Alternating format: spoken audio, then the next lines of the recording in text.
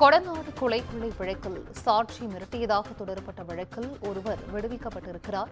இதுகுறித்த அண்மை செய்தியை தற்போது பார்த்துக் கொண்டிருக்கிறோம். சாட்சியை மிரட்டிய வழக்கிலிருந்து ஜயான், வாளையார் மனோஜை விடுவித்து உதகை கூடுதல் மகிழா நீதிமன்றம் உத்தரவிட்டுள்ளது.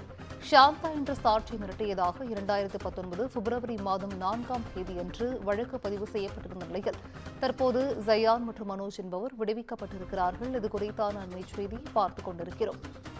கொடநாடு கொலை வழக்கில் சாட்சியை மிரட்டியதாக தொடரப்பட்ட வழக்கில் தற்போது ஜயான், வாளையார் மனோஜை விடுவித்து உதகை கூடுதல் மகிழா நீதிமன்றம் உத்தரவிட்டிருக்கிறது.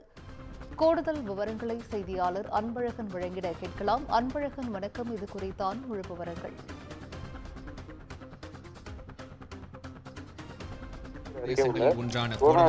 மறைந்த முன்னாள் தமிழக முதலமைச்சர் செல்வி ஜெயலலிதாவிற்கு சொந்தமான எஸ்டேட் பங்களாவில் கடந்த 2015ஆம் ஆண்டு கொலை சம்பவம் அரங்கேறியது. இந்த கொலை சம்பவத்தில் 10 பேர் குற்றவாளிகளாக சேர்க்கப்பட்டு உதகையில் உள்ள ஒருங்கிணைந்த நீதிமன்ற அமர்வு நீதிமன்றத்தில் வழக்கு விசாரணை நடத்தப்பட்டு வருகிறது. இந்த நிலையில் கோடநாடு கொலை வழக்கில் சம்பந்தப்பட்ட உதகையில் உள்ள தனியார் விடுதி உரிமையாளர் சாந்தா என்ற சாட்சியை கேரள மாநிலத்தைச் சேர்ந்த ஜயான் மற்றும் வாளையார் மனோஜ் ஆகியோரை மிரட்டியதாக கடந்த 2019ஆம் ஆண்டு பிப்ரவரி மாதம் 4ஆம் தேதி உதகை நகர மத்திய காவல் நிலையத்தில் வழக்கு பதிவு செய்யப்பட்டது.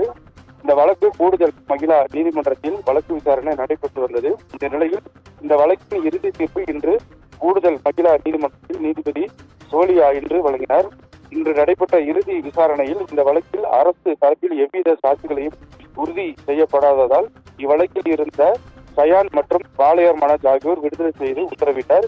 இது குறித்து எதிர்த்தரப்பு வழக்கறிஞர் முனீரத்னம் செய்தியாளர்களிடம் பேசுகையில், கோடநாடு கொலை வழக்கில் குற்றம் சாட்டப்பட்டுள்ள சயான் மற்றும் வாளையார் மனோஜ் ஆகியோரை குண்டர் சட்டத்தில் கைது செய்ய வேண்டும் என்ற நோக்கத்தில் தொடுக்கப்பட்ட இந்த வழக்கு சாந்தா என்ற சாட்சியை மிரட்டியதாகவும் குண்டர் சட்டத்தில் கைது செய்யப்பட வேண்டும் என்ற நோக்கத்தில் இந்த வழக்கு பதிவு செய்யப்பட்டுள்ளதாகவும், ஆனால் நீதிமன்றத்தில் அரசு தரப்பு வழக்கில் ஆதாரங்கள் நிரூபிக்க முடியாததால் இருவரையும் நீதிபதி விடுதலை செய்ய பெற்றுள்ளார்.